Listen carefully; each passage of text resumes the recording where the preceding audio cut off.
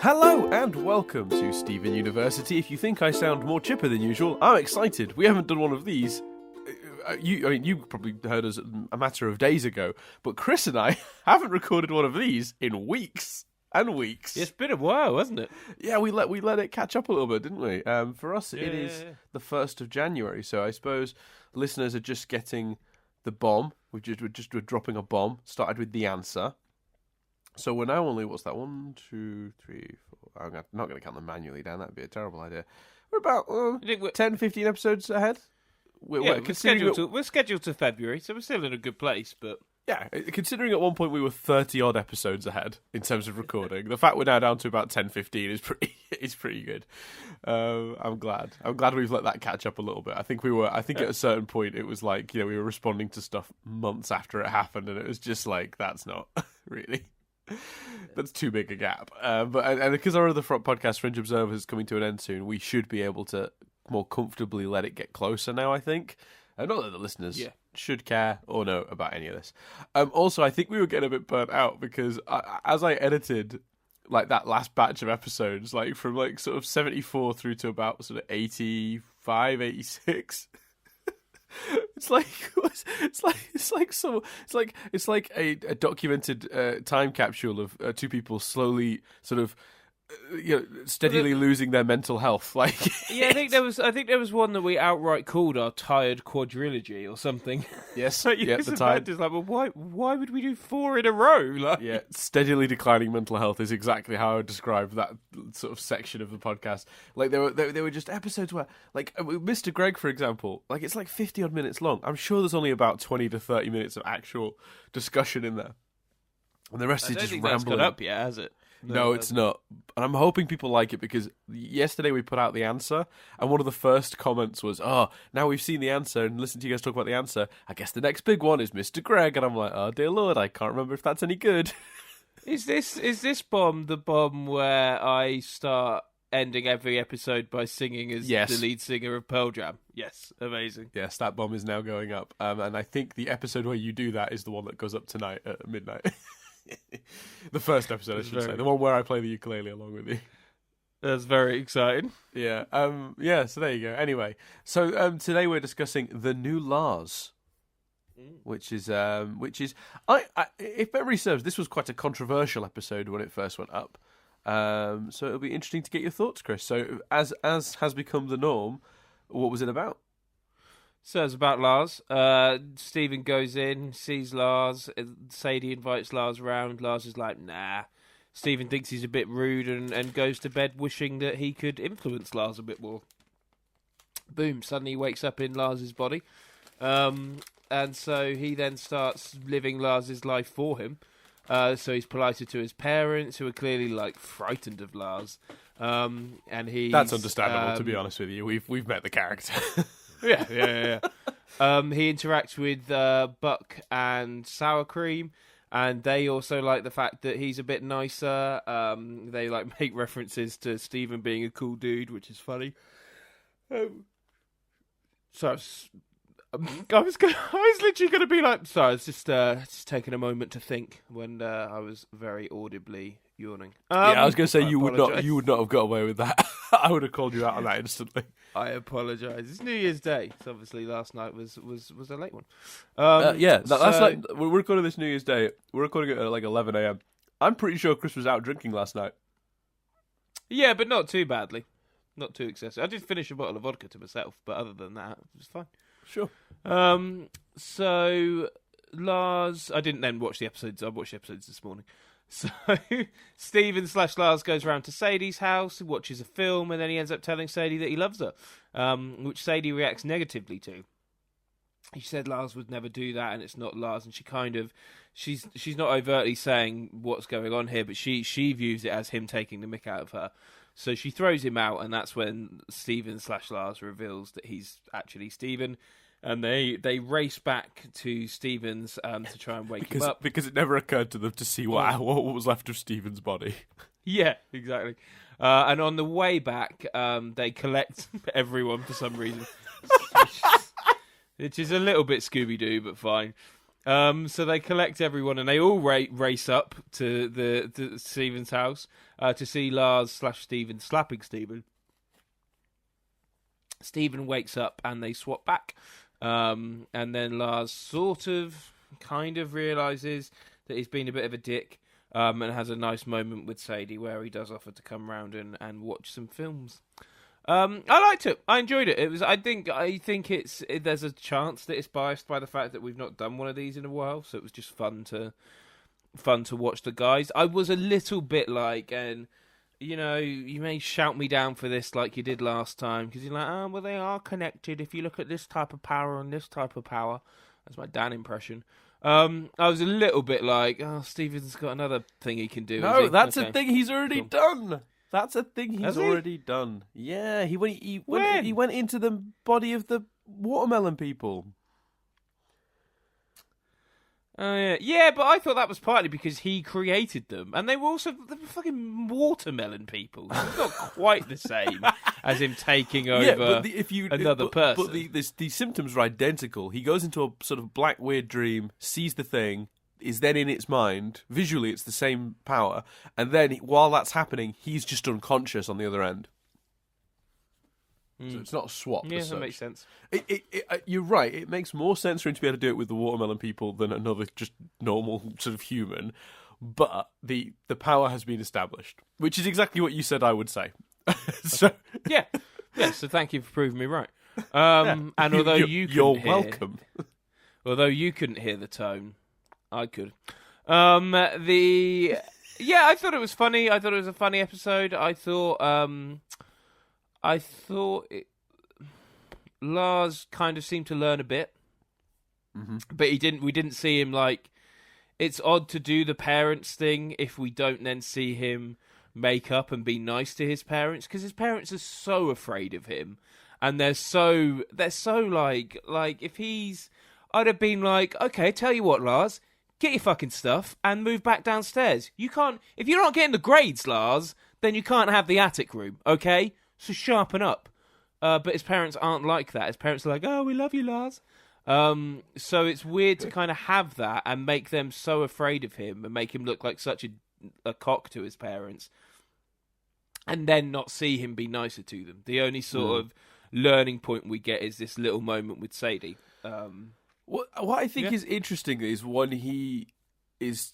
Actually, no, I'm going to carry on your point there before I add another thing to it. But I think you're right. No, I was done with my point. No, but I want to talk about that because I think you've hit an interesting point, and I feel like I'm moving us on from it, and I shouldn't be. We should talk about that while we're here. Actually, that's a really interesting point because I hadn't really thought about the not sort of concluding the parents arc because. I suppose a lot of these things to me seem like the status quo for him. Therefore, the show doesn't set it up that it necessarily needs to change. But in a way, it does. You're right because it's so extreme. You want some sort of resolution to it. So that's an interesting point because in my head, and the reason it never bothered me, but now you say it, I go, actually, you're right. That feels like it does need some sort of conclusion. In my head, it just feels like that's the status quo of his existence. And in the end, he's back to himself. Therefore, they're back to being afraid of him, and he's back to being a moody teenager. It never occurred to me that you'd want growth in that area from an episode like this. But you're right, you potentially would. The only counterpoint I can make to that is that the lesson Lars learns in this episode is not about being... And it's weird because they included the parents, I think. This would be less weird if they hadn't included the parents. But to me, the lesson he learns here... is that the lesson Lars needs to learn most is that it's important to be himself and not keep presenting something different in front of other people. Because even Sadie says, before she spent a huge amount of time with Stephen Lars, she says, you're always acting one way with me and then one way when we're in public. So she's already picked up on that from normal Lars, not Stephen Lars, anyway. So what's interesting about this episode is towards the end, what he says is like, oh, everyone liked Steve and me better than me. And she's like, well, I didn't. Which is like, no, to me... Stephen says not everyone did, and then Sadie comes in. That's right. Okay, there you go. That's I've mixed up the exact circumstances. But that's the basic... So to me, the point of the episode wasn't about changing Lars. It was about making Lars realise that when he's himself, the only person who he's himself with, it seems, is when he's alone with Sadie. And she's the one person who didn't like Stephen Lars. So the lesson he should be learning is to be more confident, to be himself around everyone, and not worry about so much about what everyone thinks about him. So why include? Could you not make Why the include argument the that parents? The parents. Well, and also sour cream and Butch. That backs Butch. up that. Sorry, lessons. who's Butch? What's his name then? Buck. Batch. Buck. Batch. That's it. Butch, Batch, and Buck. They're twins. They're triplets. What's the name of the woman in that group? It's not Kiki. It's her sister, whose name is. Oh God, This is Jenny. Jenny. Like, I was quite disappointed when she comes out and she's like, "Oh, Lars is here," and like this revelation that they don't all necessarily like him that much. Like, it was just a little bit sad. I just felt bad for Lars. It was just a bit like, oh. But when okay. you watch the episodes like Lars and the Cool Kids, and they're hanging out with him, you sort of see why he's trying so hard to be liked that he's like not being himself. I could see somebody finding that quite annoying and tiresome. Yeah, but like, just stop hanging out with him. Yeah, but they're nice kids. They're trying. They're making the effort.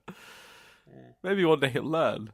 So for me, it's interesting because the lesson isn't so much about Lars changing in the sense of being a better person. It's just more about him being more natural and more himself around everyone else. But the parents thing does make a lot of sense there. You're right. If you're going to include the parents thing, then you really should think about like giving that some sort of conclusion. So I think that's a reasonable complaint. I mean, admittedly, it's an 11-minute episode, and they only barely got the conclusion they got to the story they got in there. So I don't know where else you can fit it in. One of the reasons I think people consider this to be quite a controversial episode is because Steven takes it upon himself to make such drastic changes to Lars's life, and that's quite messed up in a weird way.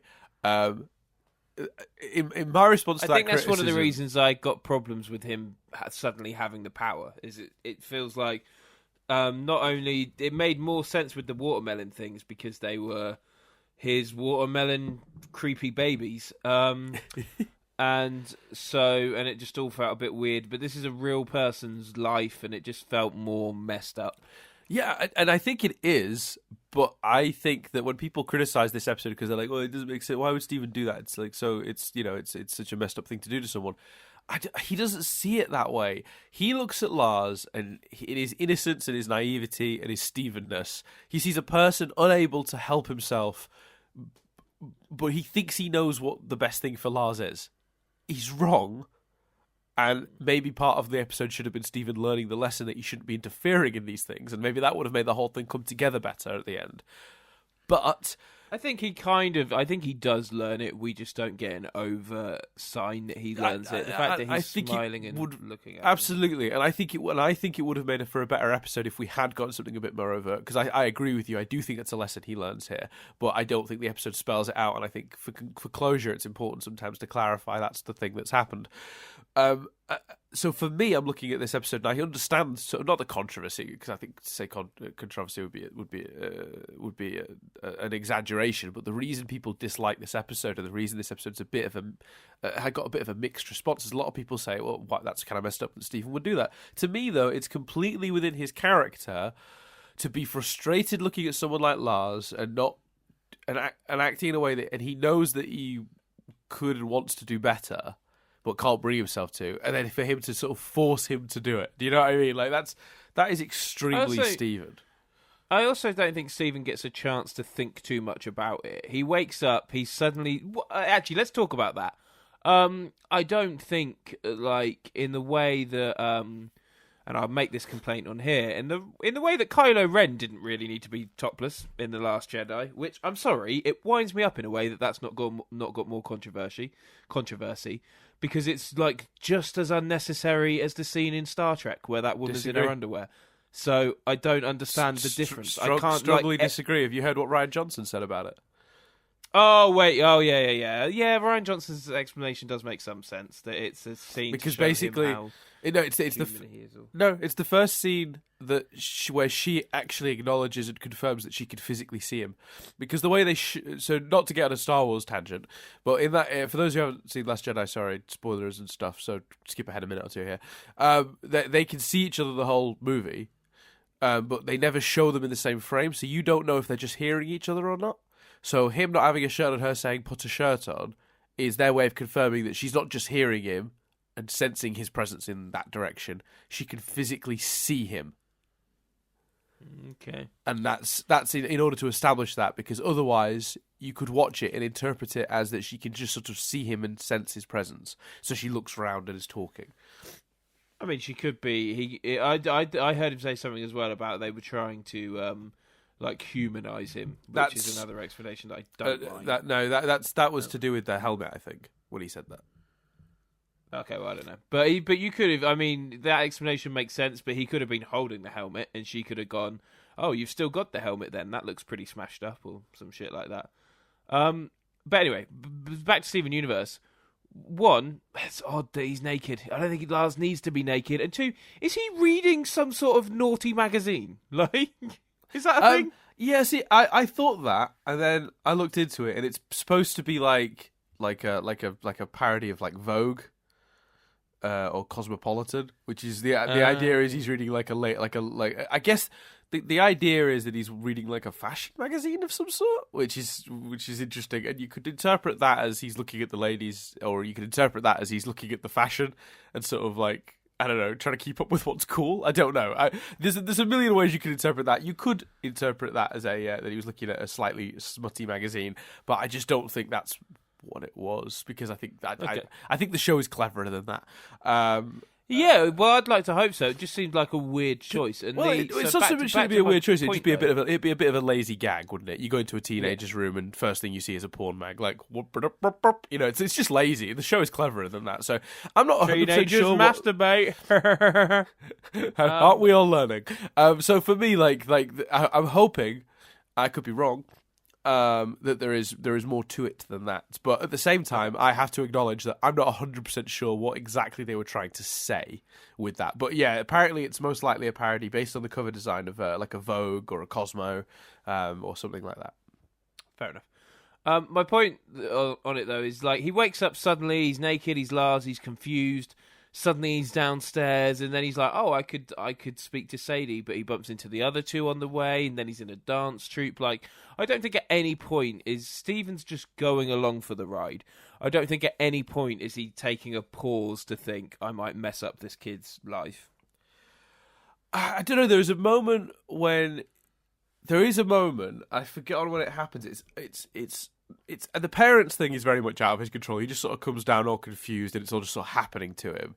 But there is a moment when he chooses to try and start influencing things, and it might. He says before the parents, he says, "I'm going to respect Lars's body and his decisions and not do anything." And then he goes down, has enjoyment from telling the parents he's going to do better, and then he sort of leaves the street in a "Hey, I'm gonna be crazy" type of way. But there's a moment where he makes a choice. I think it might even be when he's down with Sadie. It might be when he's sat there watching the movie, and after the movie. Well, I suppose he makes the choice when he goes to spend the time with Sadie. That's choice number one anyway. He's making a decision there to influence Lars's life, because Lars had already chosen that he wanted to hang out with Buck and Sour Cream. So he's already going against Lars's wishes straight away there to try to influence things. And then it's the moment when he sat down with Sadie, and she turns around and she says, you know, she's got her back to him, I think, at this point, and she's sort of saying, "You're being, you know, it's one thing with me. You're different in public. You know, how do you really feel?" And you see this moment in his glint in his eyes, like, "Oh, I'm gonna do it. I'm gonna do the thing that that I think is best for Lars." And that's, I think, the moment that he goes too far. But I think he realizes that it's not like he does it and then carries on doing it. The moment he really does make a really quite serious decision about what he's going to affect is the moment he stops doing it. You know, so it's like, for me, I think it is there that he learns that lesson pretty quickly. But the problem is, I suppose, it's not as explicit as it could have been. Therefore, I think a lot of people felt like Steven maybe shouldn't have been behaving as he did, which is, I think, reasonable. Which I understand. Yeah, I think so. So yeah, so it is a mildly controversial one, but I think on the whole, I do think it's probably not one of the strongest episodes. I think on the whole. It's not great. It's not as good as more recent ones we've had.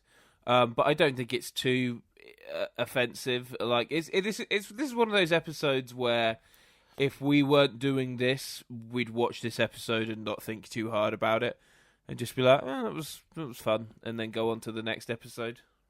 Yeah, I think that's fair.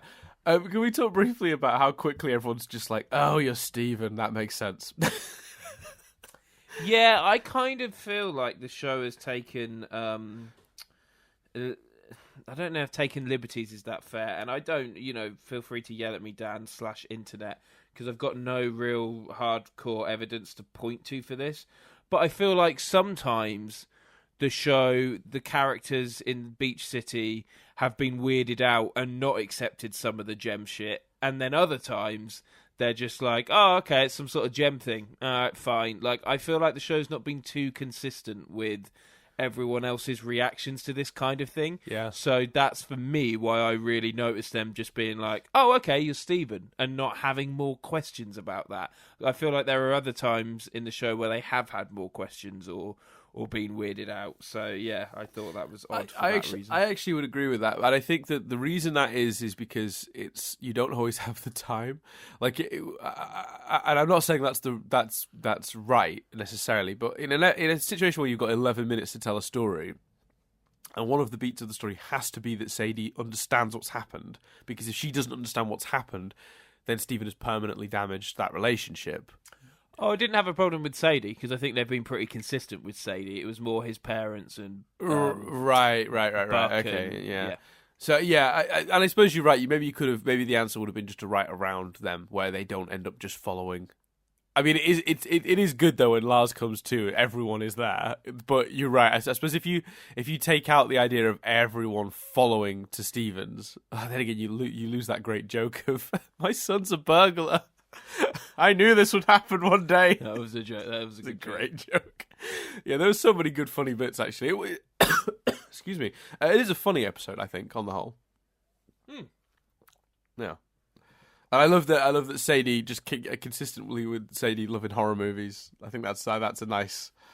Yeah, like one of them's a Part 7. That was quite cool. Yeah, I think that's funny. And I think she owns a film called Enjoy the Violence, which is apparently a reference to the Depeche Mode song Enjoy the Silence.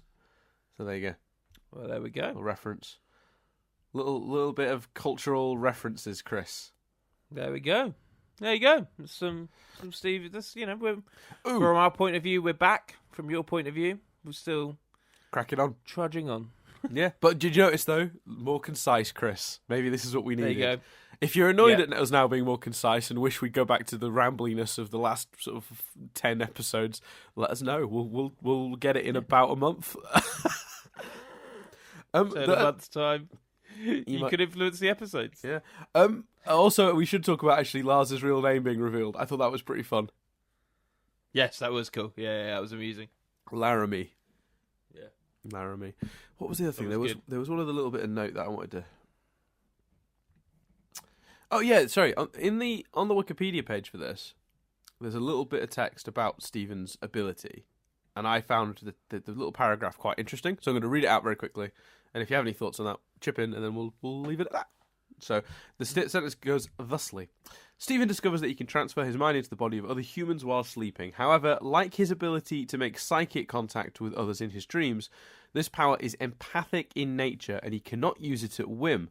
Both abilities are inherently connected to Steven's concern for the well-being of others and desire to connect with them, or in Lars's case, to show him he can be nice to people. Both powers harness Steven's general telepathic abilities, which are demonstrated in how Steven knows how Lars feels about Sadie. I think Steven knowing how Lars feels about Sadie, I don't like to think of that as related to a power. I prefer to think of that as him being a sweet-natured kid and guy who's in tune with people and can read people. I don't like the notion that's anything to do with a power. I think he's just observant. And the other stuff, fine, but you can argue that applies to all his powers. He's not got a clean grasp on any of them. They're all connected in some way to his emotional state and reactive in some way. So I don't disagree with that. But I think that's just the case for all his powers. Yeah, but they're all. Do you not think that maybe they're all connected to different elements of his psyche? So his shape-shifting has historically been connected to his concerns about growing up and his age and being old, young, whatever.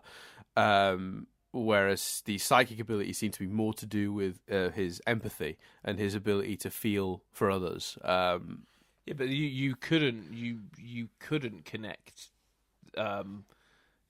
you couldn't connect his psychic abilities and going into someone else with a fear of age. I think it's just two different types of fear and two different types of reaction. At its core, his powers best come into effect when he is feeling whatever in heightened state of emotion, whether that be an emotion about his age or an emotion about concern for someone else. It's, yeah, it manifests in the most sensible way for that to manifest. Yeah, that makes sense. I was only playing devil's advocate there and sort of laying out what I think they're trying to say in this trivia. I thought it was interesting though. No, it's it's very interesting. I think it's an example of like someone being passionate about something and writing 100 words on it when at its core 20 will do. But that is the nature of fandom and fair play. Who doesn't love a bit of that? True. For continuity's sake as well, it's worth noting here that this is one of the over the times they've established how little Stephen seems to understand about how school works, as he thinks the grades on Lars's report card were supposed to spell a word. Yeah, I noticed that on the Wikipedia page. There you go. So there you go. That is, I guess, everything for this week then. Next time we come back for an episode titled Beach City Drift, Chris. Thoughts? Doesn't necessarily mean it's about Connie, which is really all I'm after at this point. Okay. There you go. So that's everything for this week. I've been Dan. I've been Chris. And we'll see you next time as we discuss Beach City Drift.